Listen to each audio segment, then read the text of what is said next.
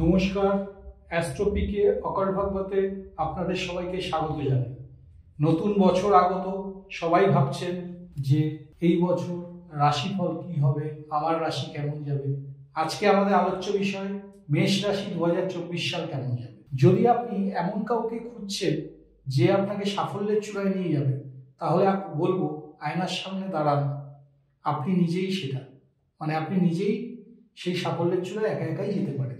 প্রথমেই বলে দিই, যেটা আমি ভিডিও শুরুতেই প্রত্যেক জায়গাতে রাশিফলের ক্ষেত্রে উল্লেখ করি, যে রাশিফল অথবা শুধু লগ্নফল যে কোনো একটা দেখলে হবে না, দুটোকেই নজর রাখতে। ধরা যাক আপনার মেষ রাশি কর্কট লগ্ন, সেক্ষেত্রে মেষ ও কর্কট দুটোরই প্রভাব আপনার বর্ষফলে পড়বে, আপনার রাশিফলে পড়বে।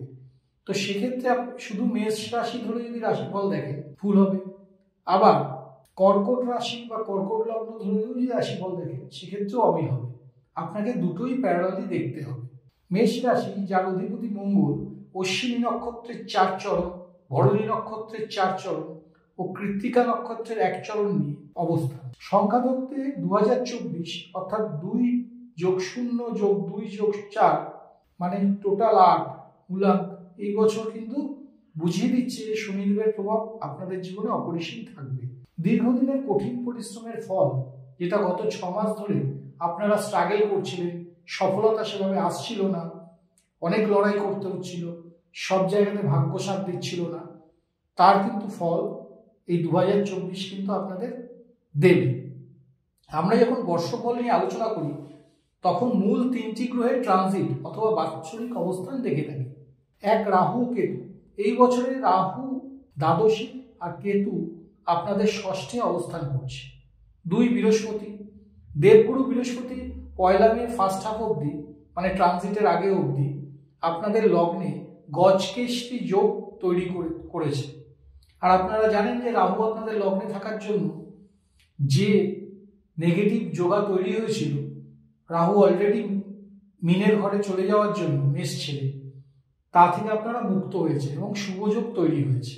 দ্বিতীয়ত, 1 মে সেকেন্ড হাফ থেকে আপনাদের ধনাভাব দ্বিতীয় ঘর, বৃষ রাশির ঘর, সেখানে বৃহস্পতি প্রবেশ করবে। গুরু প্রসঙ্গত বলে রাখি যে 9 অক্টোবর 2024 রেট্রোগ্রেড হবে। তৃতীয়, শনিদেব এই বছরে আপনাদের একাদশ ঘর বা লাভকারক ঘর কুম্ভ রাশিতে অবস্থান করবে। 29 জুন থেকে 15 নভেম্বর শনি রেট্রোগ্রেড হয়ে মীনের ঘরে অবস্থান করবে। এবার আমরা আলোচনা করে নেব 2024 সালে 1, কর্মজীবন, 2, প্রেম বিবাহ দাম্পত্য জীবন ও 3, স্বাস্থ্য ও শিক্ষা নিয়ে। প্রথমে কর্মজীবনের আলোচনাটা সেরে নিই। 1 মে পর্যন্ত দেবগুরু বৃহস্পতি লগ্নে অবস্থান করে মূল ত্রিকোণ 1-5-9 এর দৃষ্টি দেবে, যা আপনাদের কর্মজীবনের উপর শুভ প্রভাব ফেলবে। আপনাদের ব্যক্তিত্ব ও পরাক্রম অদ্ভুতভাবে বৃদ্ধি পাবে। প্রথম 4 মাসের প্রস্তুতির পরের মাসগুলিতে, প্রথম 4 মাস আপনারা প্রস্তুতি নেবেন, যেটাকে আমরা ইংরেজিতে বলি প্রিপারেশন ফর সাকসেস। পরের মাসগুলোতে আপনাদের এই প্রস্তুতি সাফল্য নিয়ে আসবে। পরের মাসগুলিতে বৃহস্পতি ট্রানজিট হয়ে আপনাদের ধনাভাব বৃষ রাশিতে বসে ধন বৃদ্ধি করবে। শনিদেব আপনাদের লাভ ভাব একাদশ ভাবে বসে পরিশ্রমের উপযুক্ত ফল দেবে। শনির তৃতীয় দৃষ্টি আপনাদের লগ্নে থাকায় যে যত পরিশ্রম করবে তিনি ততটাই ফল পাবে। কারণ আমরা সবাই জানি যে শনিদেব যদি তখন লগ্নে দৃষ্টি দেয়, তখন ঘাম না ঝরলে বা মেহনত না করলে কিন্তু সেই পরিমাণ অর্থ আসে না। কর্মে কিছু পরিবর্তন হতে পারে, কাজকর্ম গোপন রাখার চেষ্টা করবেন। আপনার পরিকল্পনা বা কাজকর্ম যে যতই কাছে হোক তার সাথে শেয়ার করবেন না, এতে আপনার ক্ষতি হতে পারে। ষষ্ঠে কেতুর অবস্থান শুভ হলেও দ্বাদশে রাহুর অবস্থান মানসিক সুখের জন্য খরচ করাবে। ধরুন আপনার মনে হলো যে আজ আমি একটা জিনিস কিনবো, কাল আমি আর একটা ভোগদ্রব্য কিনবো, তার জন্য রাহু কিন্তু, এতে আপনার হয়তো মানসিক শান্তি বাড়বে, কিন্তু আপনার খরচও বাড়বে পারিপার্শ্বিকভাবে। মার্চ থেকে সেপ্টেম্বর বিদেশ অথবা লম্বা ডিস্টেন্সের ভ্রমণ অথবা বিদেশে যোগাযোগ তৈরি হতে পারে। 29শে জুন থেকে 15ই নভেম্বর কাজ একটু ধীর গতিতে চলবে, এতে ঘাবড়াবেন না, কেননা ওই সময় আপনার সেই পুরো বছর মানে 2023-এর কথা মনে আসবে, যে যেমনভাবে আপনাদের কাজগুলো স্লো হচ্ছিল বা কাজগুলো ম্যাচিওর করছিল না, সেই অবস্থা আবার কিছু দিনের জন্য ফিরে আসতে পারে, কেননা শনি ওই সময় রেট্রোগেশনে থাকবে। লোনের সমস্যা থাকলে 1 মের পর লোন পাওয়া অথবা লোন কমার সম্ভাবনা বিদ্যমান। কাগজ, স্টেশনারি, ম্যানেজমেন্ট, শিক্ষা, ধার্মিক কাজের জন্য এই বছর শুভ। প্রেম, বিবাহ ও দাম্পত্য জীবন এবার আমাদের আলোচ্য।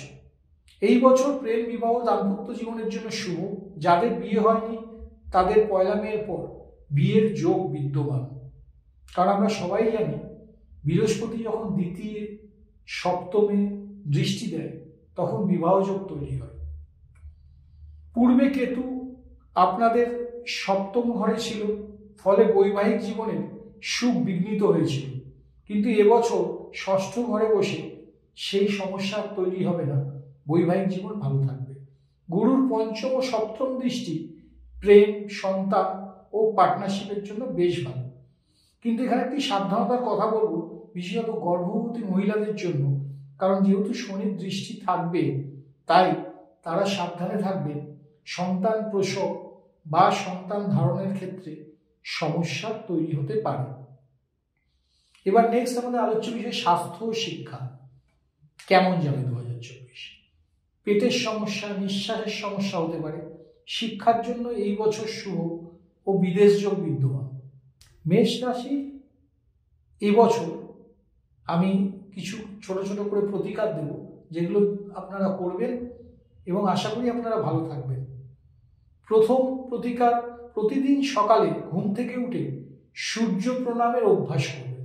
দ্বিতীয়, 4 এপ্রিল আর 2রা অক্টোবর বছরের এই দুটো দিন সূর্যগ্রহণের সময় 19 টাকা করে 8 জন বৃদ্ধকে দান করবেন। তৃতীয়, বছরের যে কোনো সংক্রান্তির দিন 3 জন গরিব মানুষকে 3টি কালো ছাতা দান করুন। প্রসঙ্গত বলে রাখি, আপনারা যারা ভিডিও দেখছেন তারা আমাদের লাইক, সাবস্ক্রাইব এবং বেল আইকনে ক্লিক করুন, এতে আপনাদের কাছে সবার প্রথমে নোটিফিকেশন যাবে। নমস্কার, আপনারা ভালো থাকবেন। নেক্সট ভিডিওতে আবার দেখা হচ্ছে।